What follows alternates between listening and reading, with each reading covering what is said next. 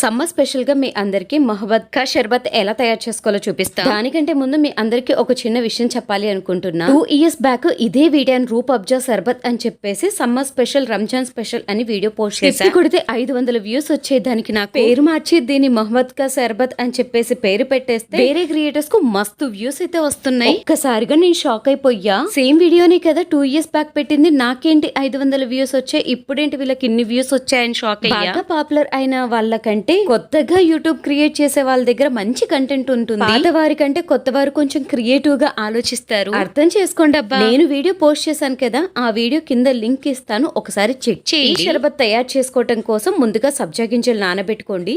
చిల్లుడు milk తీసుకోండి.